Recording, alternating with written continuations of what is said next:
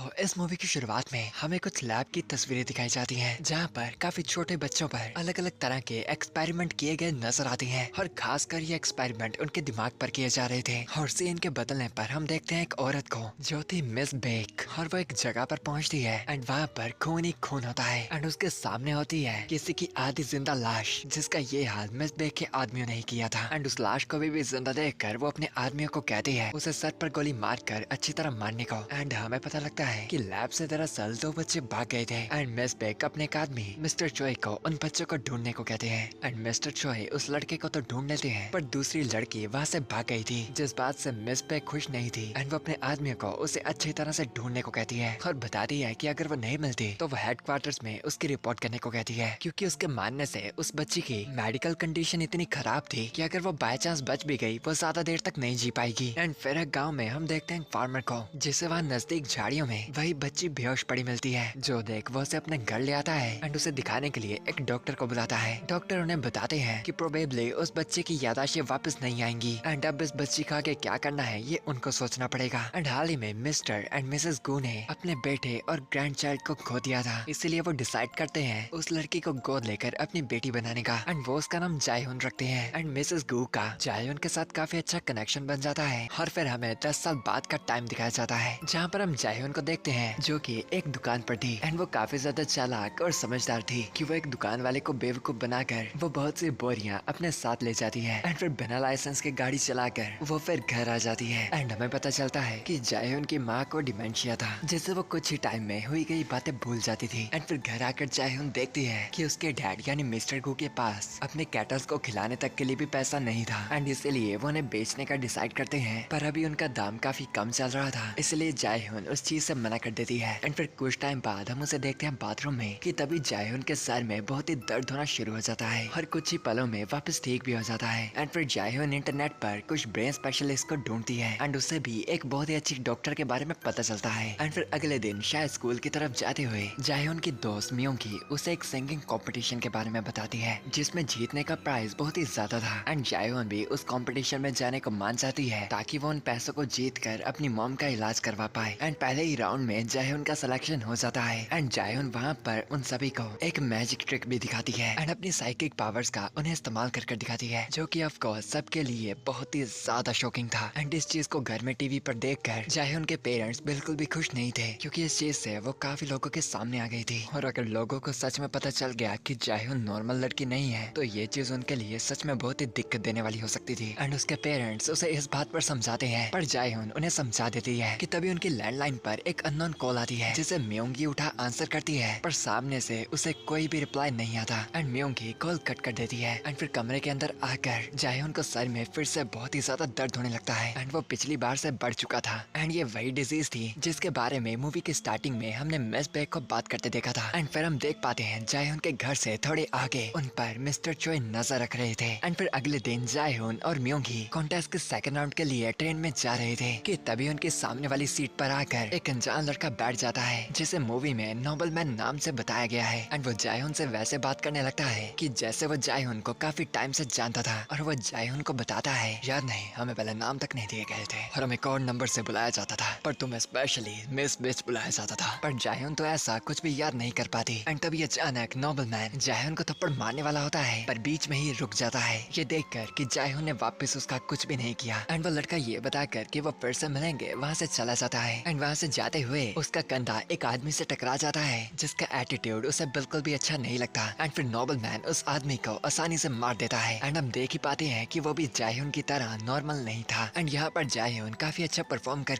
अगले राउंड में भी पहुंच जाती है एंड एक तरफ उसकी परफॉर्मेंस को मिस बेक भी देख रही थी एंड पूरे 10 साल बाद जायहुन को ढूंढकर वो बहुत ही खुश थी। एंड यहाँ परफॉर्मेंस के बाद टॉयलेट में जायहुन का सर फिर से बहुत ही ज्यादा दर्द कर रहा था एंड फिर हमें दिखाया जाता है जब जायहुन एक डॉक्टर के पास गई थी उसके सर दर्द का कारण जानने के लिए, जिस पर डॉक्टर ने बताया था अगर तुम अपने बायोलॉजिकल पेरेंट्स से बोन मैरो ट्रांसप्लांट करा लेती हो तो तुम्हारे बचने के चांस बढ़ जाएंगे, वरना तुम कम से कम भी कुछ महीने ही जी पाओगी। एंड फिर जब जायहुन और मियोंगी घर जा रहे थे कि तभी एक कार में कुछ आदमियों का ग्रुप वहाँ पर आ जाता है एंड जायहुन को फोर्स करने की कोशिश करता है उनके साथ चलने के लिए कि तभी स्कूल से छुट्टी हो रही कुछ बच्चों का ग्रुप वहाँ से निकलता है, जिसका फायदा उठाकर जायहुन और मियोंगी टैक्सी लेकर वहाँ से चले जाते हैं। एंड फिर बस स्टेशन पर पहुंचकर मियोंगी अपने डैड को कॉल कर ये मैटर बताने लगती है क्योंकि वो एक पुलिस ऑफिसर थे। एंड बात करते करते वो थोड़ा दूर हो जाती है कि तभी वहाँ पर एक गाड़ी में नोबलमैन आता है एंड वो उसके पेरेंट्स के बारे में कुछ अनाप शनाप बक कर वहाँ से चला जाता है, जिससे जायहुन भी उनके लिए थोड़ा डर जाती है एंड अपने घर की तरफ जाने लगती है। एंड फिर जब जायहुन घर पहुँचती है वो पाती है कि उसका परिवार बिल्कुल सेफ था एंड उसके डैड म्योंगी के डैड के साथ बैठे गप्पे लड़ा रहे थे। एंड फिर वहाँ से जाते हुए म्योंगी के डैड जायहुन को बताते हैं एक लड़का और उसके साथ ही यहाँ पर आए थे और वो लोग अमेरिकन हैं और उनके मानने से वो तुम्हें जानते हैं। क्या तुम भी उन्हें जानती हो? पर इस बात पर जायहुन मना करती है। एंड फिर हम नोबलमैन और उसके साथियों को एक रिसर्चर के घर पर देखते हैं जिसने उनके साथ काम करने में मना कर दिया था। एंड फिर वो उसे और उसकी फैमिली को मार कर वहाँ से चले जाते हैं। एंड नोबलमैन के पास यहाँ पर टेलीकिनेसिस की पावर थी और काफी ज्यादा फिजिकल स्ट्रेंथ भी। एंड एक तरफ हम मिस बाइक को देखते हैं जो मिस्टर चोई को काम से ब्रेक लेने को कहती है। एंड यहाँ पर उन दोनों की सोच एक दूसरे के खिलाफ थी। मिस्टर चोई जायहुन को एक मॉन्स्टर समझकर उसे मारना चाहते थे, पर मिस बेक जायहुन को एक परफेक्ट एक्सपेरिमेंट मानती थी। एंड फिर हम मिस्टर चोई को एक डॉक्टर के साथ देखते हैं एंड हमें पता चलता है कि मिस्टर चोई को एक बीमारी थी जिसे ठीक करने के लिए डॉक्टर बताते हैं कि उसे उन्हें जायहुन का सर ला कर देना होगा, जिससे वो मिस्टर चोई को ठीक कर देगा। एंड यहाँ पर घर में जायहुन, म्योंगी और बाकी फैमिली डिनर कर रही थी कि अचानक ही जायहुन की मदर की काफी सालों की मेमोरी अचानक ही चली जाती है। एंड अब वो इस बड़ी हुई जायहुन को भी नहीं पहचान पा रही थी। एंड फिर रात को सोते वक्त जायहुन को अपने पास का एक बहुत ही डरावना सपना आता है जिससे उसकी जाग भी खुल जाती है एंड उसे बहुत ही ज्यादा सर दर्द भी होने लगता है कि तभी बाहर आकर वो पाती है कि मिस्टर चोई के आदमी उनके घर में थे। एंड म्योंगी को उसके सामने पकड़कर वो जायहुन को उसकी असलियत बताने को कहते हैं, पर कुछ भी याद ना कर पाती जायहुन बताती है कि उसे कुछ भी समझ नहीं आ रहा कि वो लोग उसे चाहते क्या है। कि तभी वो म्योंगी के गले पर थोड़ा सा कट लगाते ही है कि जायहुन को गुस्सा होकर काफी तेजी से एक आदमी की गन छीनकर उन सभी को आसानी से मार देती है। कि तभी नोबलमैन भी वहीं पर आ जाता है एंड खुश होता है ये सोचकर कि जायहुन को सब कुछ याद आ गया है, पर जायहुन अभी भी बताती है कि उसे कुछ याद नहीं है। जो सुन नोबलमैन कहता है, क्या तुम्हें लगता है कि एक आम आदमी इन सभी लोगों को इतनी आसानी से मार सकता था?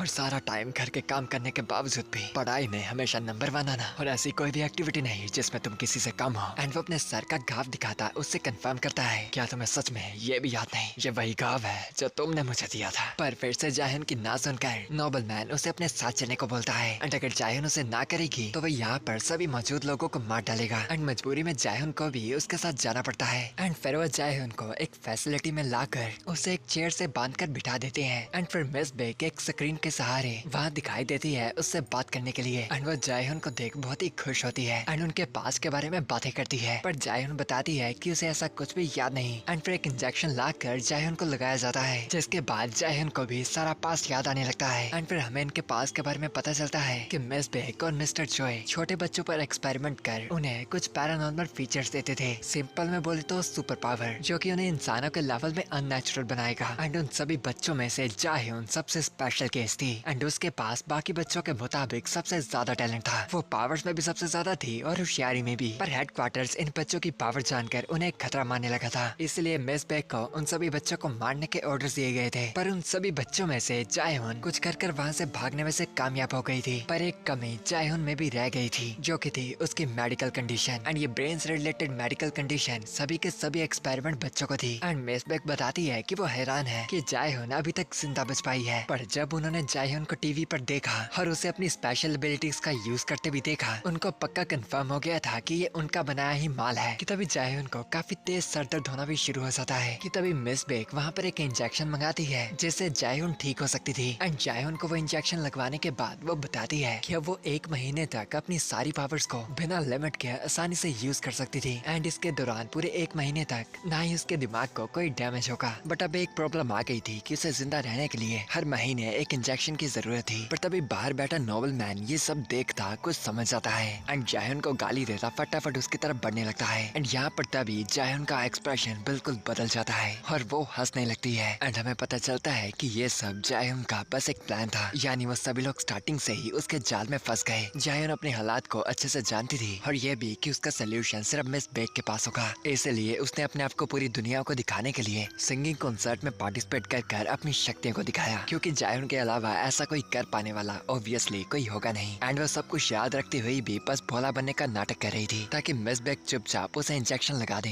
यानी मिस बेक ने जायहुन को नहीं बल्कि जायहुन ने मिस बेक को ढूंढा था। एंड फिर जायहुन अपनी शक्तियों का इस्तेमाल कर एक एक कर उस रूम के सारे आदमियों को मार देती है। एंड फिर मिस बेक उस सेल रूम में नर्व गैस को छुड़वा देती है, पर गैस के खत्म होते ही वो पाती है कि उस सेल रूम में जायहुन तो थी ही नहीं। एंड पीछे मुड़कर वो देखती है है कि जायन उसके पास के सारे लोगों को मारकर उसके सामने बंदूक ताकती खड़ी थी। एंड फिर जायन मिस बेक के पैर पर एक गोली मारकर उसे तड़पाती हुई उस क्यूर का फॉर्मूला मांगती है। एंड यहाँ पर हम देखते हैं कि मिस्टर चोई भी यहाँ पर आ चुके थे एंड अपने बंदों के साथ उन स्पेशल म्यूटेटेड पर हमला कर देता है। एंड यहाँ पर बहुत ही कमाल की लड़ाई होती है जिसमें हम सब म्यूटेटेड मॉन्स्टर्स की अलग अलग पावर देखते हैं एंड उनकी ताकत का अंदाजा लगा पाते हैं जो कि एवेंजर से कम नहीं थी। एंड जायन मिस बेक को घसीट कर ले जा ही रही थी कि तभी उस पर हमला करता वहाँ पर नोबल मैन आ जाता है और उन दोनों की भी बहुत ही खतरनाक लड़ाई होती है जिसमें नोबल मैन जायन को पूरी हराने की कोशिश तो कर रहा था पर बचपन की तरह अभी भी वो जायन से कमजोर ही था। लेकिन उससे पहले वो उसे मार देती वहाँ पर मिस्टर चोई आ जाता है जिससे खुश होकर मिस बेक उन दोनों के सर पर गोली मारने को कहती है। पर मिस्टर चोई उसके ऑर्डर से तंग आकर सबसे पहली गोली उसके मारता है क्योंकि आज आकर ये सारा कसूर मिस बेक का ही था जिसे ज्यादा ही चुल मची थी बच्चों पर एक्सपेरिमेंट करने की। बड़ी आई सस्ती डॉक्टर बैनर। एंड फिर मिस्टर चोई और जायन की लड़ाई होती है जिसमें ऑब्वियसली जायन जीत कर उसे मार डालती है। एंड फिर नोबल मैन से उस रिसर्च फैसिलिटी के बारे में पूछती है जहाँ पर बहुत सारे क्यूर और उसका फॉर्मूला रखा था। पर नोबल मैन तो यहाँ पर भी उसे ताने मारता हंसने लगता है हर एंड तक में उसकी मदद नहीं करता। एंड फिर जायन उसे भी मार कर सारे इंजेक्शंस को लेकर उस पूरी जगह को जलाकर वहाँ से निकल चलती है। एंड फिर घर आकर वो पाती है अपने डैड को जो कि उसकी सोई हुई मदर का ध्यान रख रहे थे। एंड फिर आधे से ज्यादा इंजेक्शंस को